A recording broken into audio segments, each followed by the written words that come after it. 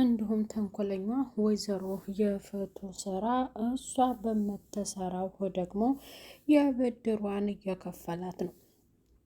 የፍቱ ስራ ያችን ሚስኪን ልጅ ለመጉዳትና እንዲሁም ለመግደል ያሰበችው ከነ ባሏ ሁለት ተንኮለኞች እርስ በርሳቸው እንግዲህ ከባድ ጸብ ሊፈጠር ነው። ከሄርሜላ ጋር አቶ አለም ተልከሰከሰ።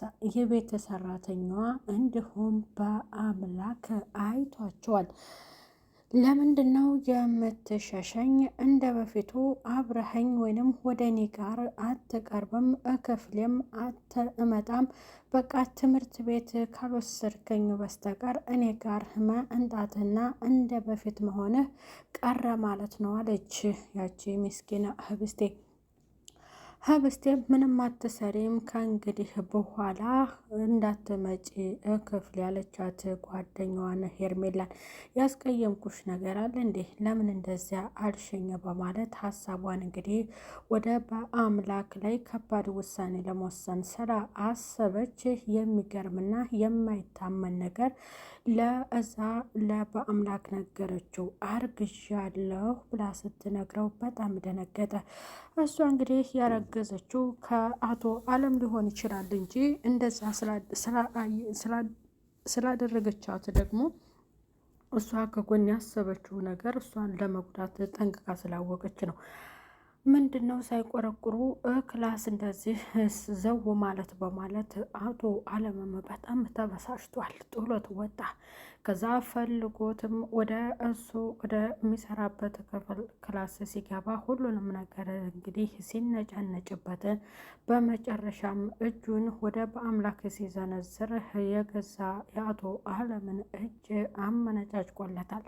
በዛም በጣም ተናዶ ወይዘሮ የፍቱ ስራ ትሰነብታለች እሷ የለችም ብሎ ከሄርሜላ ጋር ፍቅሩን ለማጣጣም እና ለመወስለት የፈለገው አቶ አለም ተዋረደ።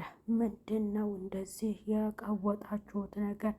እረ ምንድን ነው በማለት ለማጣራት ብትፈልግም አቶ አለም ዝም ብለን ኖረ። ምንም ነገር የለም፣ ያው የተለመደ ጭቅጭቃችን ነው። አቶ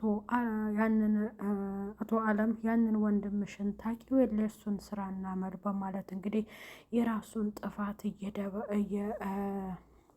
እየሸፋፈነ ለእሷ ሲነግራት ቆይማ እንዴት ድንገት መጣሽ? ለምን መጣሽ? እያለ የሚናገረው ግራ ገብቶታን እንዴት እንደዛ ሰላም ሳቲን ሲላት ራሱ እንዴት ሰላም ልበል? ጩኸታችሁ በጩኸት ተቀብላችሁኝ እያለች ነው።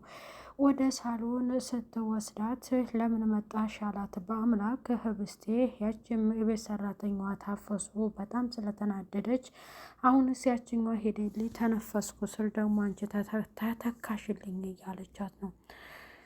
ቆይማ ለምንድን ነው ክፍሌስ የማትመጣው? ለምንስ ነው ከኔ እየራከኛለኸው? በማለት በአምላክ ነግሯል። በአምላክም እንግዲህ ነገሮችን ግልጽ ለማድረግ ከእሷ ጋር መቀራረብ እንደሌለበት ነው እየነገራት። ያም ይሆን እሺ ሄርሜላን ከአቶ አለም ጋር ስለ አያት እዚህ ቤት የምታምኒው ሰው የለም፣ ማንንም እንዳታምኒ ተጠንቀቂ፣ ጓደኛሽንም ቢሆን ጠላቶችሽ ናቸው ብሎ መኩራታል ማለት ነው።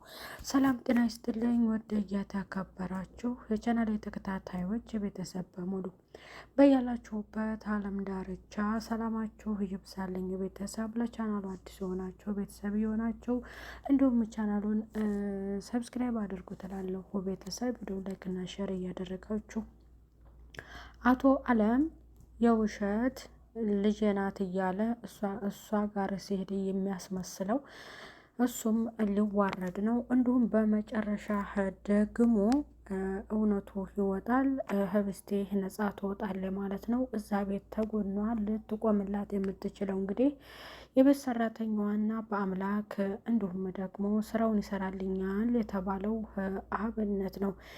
ሄርሜላ የፍቱ ስራና አቶ አለም ደግሞ የእሷ ጠላቶች ናቸው ማለት ነው። ግልጽ አድርገህ ሁሉንም ነገር አንተ ለምን እንደራከኝ አንተም እንደነሱ አስመሳይ ነው። ሁሉንም ነገር በቃ ግልጽ አድርጌ እናገራለሁ።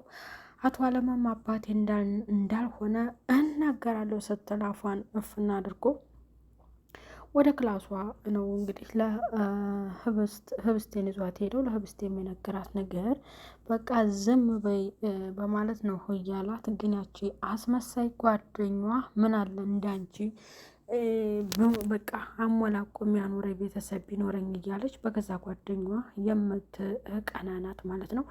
የፎቶ ስራ ወደ ቤት ሰራተኛዋ ወደ ታፈሱ ጋር ሄዳ አንቺ ምንድን ነው እንደዚህ መጋደም መፍሰስ ነቃ በይ እያለች እሷን እየተናገረ ነበር።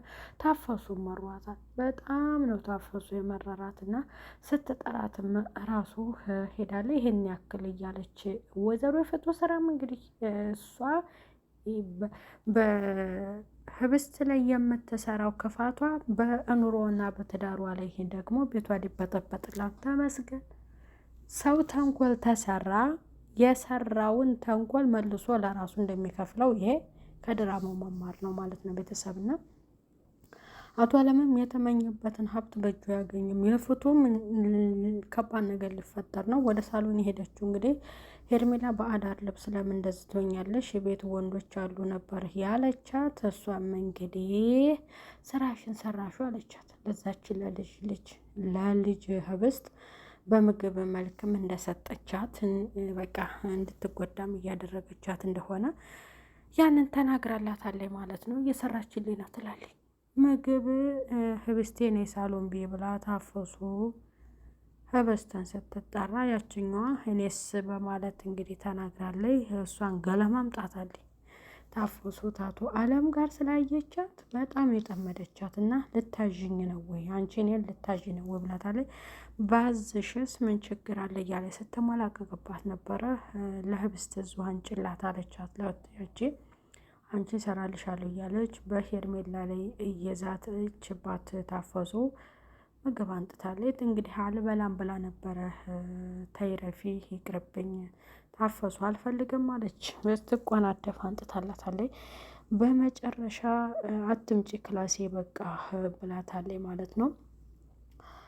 አብነትም እስኪ ለዛች ለተወዳጅ ልደውልላት ብሎ ስልክ ሲደውልላት ምነው ስልክሽን ተሰረቅሽ እንዴ ምናምን ብሏት ነበረ።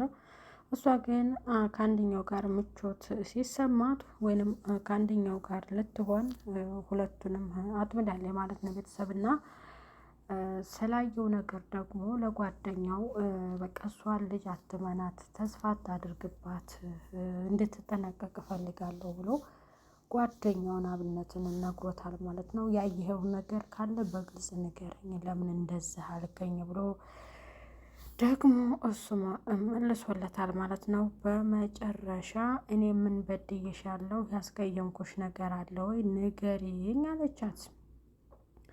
ያቺ ሄርሜላ ተብዬዋ ህብስቴን አይ በቃ አትመላለሽ፣ ይሄ እንደዛ ይሻላል ስትላት እሺ እንደዚያ ነው፣ እንደዚያማ ከሆነ እኔ እሰራልሻለሁ በማለት በአምላክን አግኝታ ለበአምላክ ከአንተ በላይ የሚረዳኝ ሰው የለምና አርግዣለሁ ስትለው በአምላክ ይደነግጣል ማለት ነው።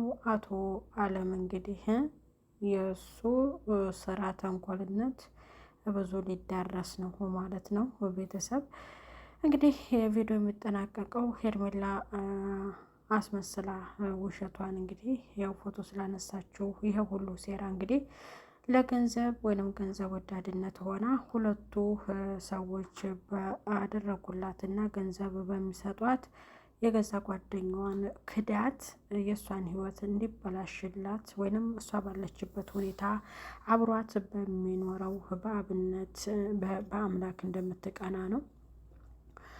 በቃ ከሱ ጋር በጣም ተቀራርባችኋል አይደለ እያለች እንግዲህ ብዙ ነገርን ከህብስቴ እያጣራች ነው። ህብስቴም ከበፊቱ አሁን ደህና እየተቀራረብን ነው፣ ግን ሳታንኳኪ ወደ ክላስ ባትመጪ መልካም ነው ብላታለች። እንደዚያ ስትላት ግን መልሳ ያው የመቀራረባቸውን ነገር ለመለያየት ወስናን ይሄንን ሀሳብ ያመጣችው መቼም ተንኮለኛ ሰው አዳሩንም ሙሉ ቀኑንም የሚያስበው ተንኮልነት ነው ማለት ነው።